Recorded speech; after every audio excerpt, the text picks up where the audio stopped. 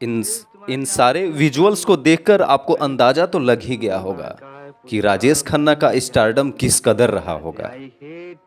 शोहरतें उल्फतें चाहते सब कुछ इस दुनिया में रहता नहीं। आज मैं जहां हूं कल कोई और था। ये भी एक दौर है, वो भी एक दौर था। उनका स्टारडम जितना शानदार था, कहीं ना कहीं उनके जीवन के अंतिम दिन उतना ही तन्हाई और अकेलापन में बीता था।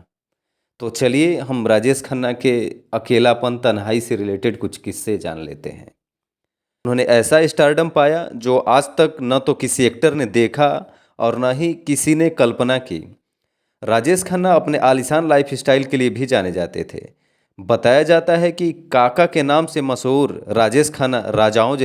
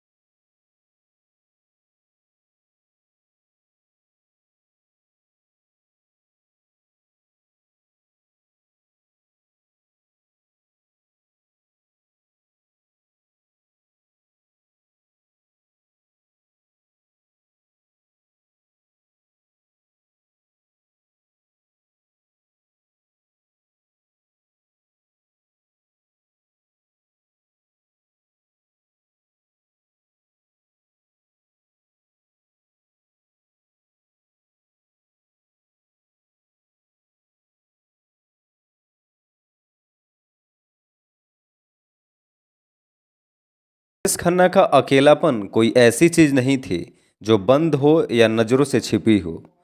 न ही वह अभूतपूर्व लोकप्रियता का बोझ था। फिर तुम्हारी आंखों में पानी। मैंने तुमसे कितनी बार कहा है पुष्पा, मुझसे ये आंसू नहीं देखे जाते। I hate tears. जैसे कि बंद मिले सूटकेसों से पता चलता है, यह अकेलापन शायद उनके भीतर गहराई से समाया हुआ था। उनके दिल के सूटकेस में शायद अकेले रहने की इच्छा या जरूरत बंद थी। शायद यह चीज उनके दिल में हमेशा मौजूद थी, लेकिन दुनिया या तो उस तारे की चमक से इतनी अंधी हो गई थी या फिर अपने आसपास के अंधेरे में इतनी खो गई थी कि उसे पता ही नहीं चला।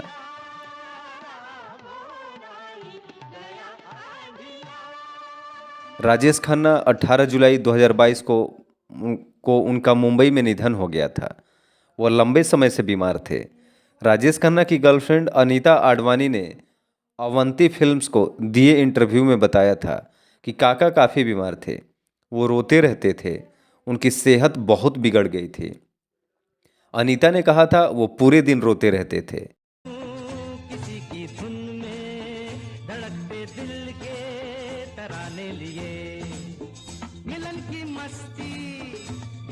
ऐसा लगता था जैसे अपनी मौत को बुला रहे हैं। वो नेगेटिव बातें करते थे। राजेश खन्ना की ये इच्छा अधूरी रह गई, ऐसा अनीता आडवाणी ने बताया कि राजेश खन्ना अपने बंगले आशीर्वाद को एक म्यूजियम में बदलना चाहते थे। ख्वाहिश थी कि वह म्यूजियम 100 साल तक चले।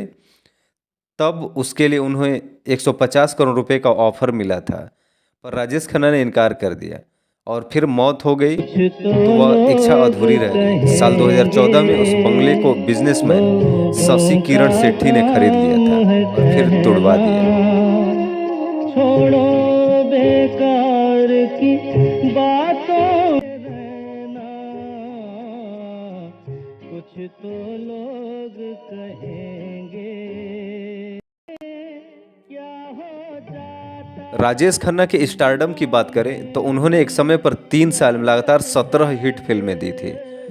राजेश खन्ना के लिए लड़कियां भी इस कदर दीवानी थी कि उनकी गाड़ी के आगे लेट जाया करती थी और चूम चूम कर गाड़ी को लाल कर देती थी। बहुत तो ऐसी भी थी जो राजेश खन्ना के नाम का सिंदूर लगाती थी। लोग तो राजेश खन्ना को भगवान मानने लगे थे।